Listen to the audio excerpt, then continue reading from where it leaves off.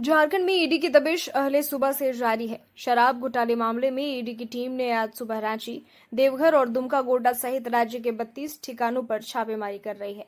सूत्रों ने बताया कि शराब कारोबारी योगेंद्र तिवारी के कारोबार में कथित रूप से शामिल मंत्री रामेश्वर उरांव के बेटे रोहित उरांव के ठिकाने पर भी ईडी की छापेमारी चल रही है। मंत्री के बेटे का पैसा शराब कारोबारी के कारोबार में लगा हुआ है और इसे लेकर ही ईडी मंत्री के बेटे के ठिकाने पर छापेमारी कर रही है।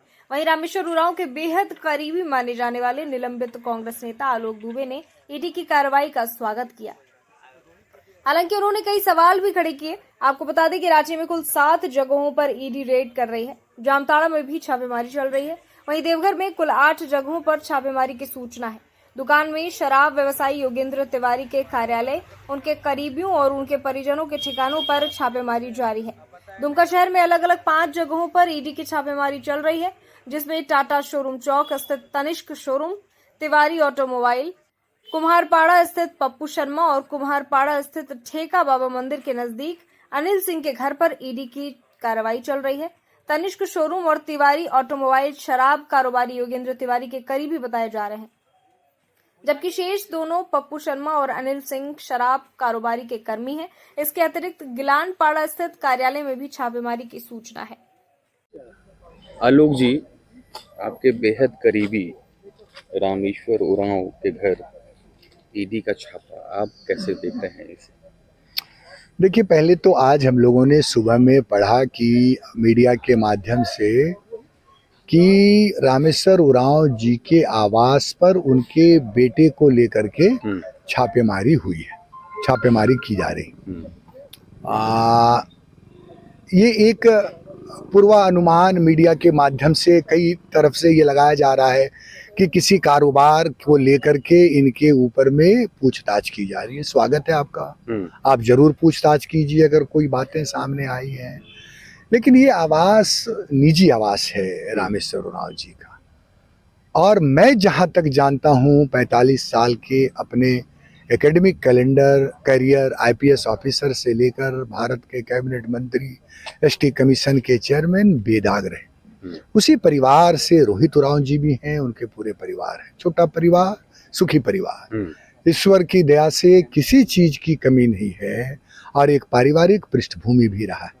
लेकिन चूंकि ईडी आई है तो हम ये जरूर उम्मीद करेंगे कि ईडी को अपनी निष्पक्षता साबित करनी चाहिए, और जब यहाँ से वो निकले तो राज्य की जनता को ये बताना चाहिए कि इस इंक्वायरी में, इस पूछताछ में, इस बंदिश में, इस छापेमारी में उनको क्या हासिल हुआ। क्योंकि रामेश्वर उरांव उम्र के उस पड़ाव पर हैं जहाँ इन्होंने अपने कैरियर, अपने राजनीति को सर्वोच्च स्थान पर रखा है। राजनीतिक व्यक्ति चारों तरफ से घिरे हुए होते हैं, शीशे के घरों में रहते हैं, जहां अफवाहों का बाजार बहुत तेजी से गर्म होती है। लाख आप कह लें कि उनके बेटे के लिए ईडी आई है, लेकिन जनता को कहीं ना कहीं ये लगता है मीडिया के माध्यम से कि उनके आवास पर रामेश्वर उरांव जी के। आलोक जी, ये बताइए आप कि ईडी को कहीं ना कहीं साक्ष्य जरूर मिले होंगे। ईडी तो ऐसे कहीं नहीं जाती, आपको ही पता है ईडी किस तरह से कार्रवाई करती है।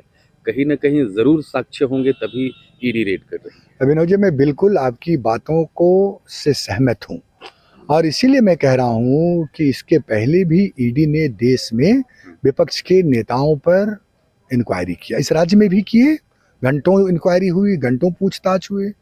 लेकिन उसके बाद में हासिल क्या हुआ, ये बात जानना चाहिए कि नहीं, राज्य की जनता को ये बात जानना चाहिए, सार्वजनिक होनी चाहिए कि आपने जो दबिश की, इंक्वायरी किया, उसमें आपको क्या हासिल हुआ। मैं यही चीज कह रहा हूँ। मैं ईडी की निष्पक्षता पर सवाल नहीं उठा रहा हूँ, ईडी के बातों को मैं नहीं काट रहा हूँ, लेकिन लोग ये कहते हैं कि ईडी वही कार्रवाई करती है जहां विपक्ष के सरकार होती। अभी 2 दिन पहले माननीय सर्वोच्च न्यायालय ने ईडी को फटकार लगाई यूपी के मामले कि आप कानून नहीं है, और उसके पहले भी 1 महीना पहले भी आपको याद होगा ईडी के डायरेक्टर के एक्सटेंशन पर भी केंद्र सरकार को फटकार लगाई थी।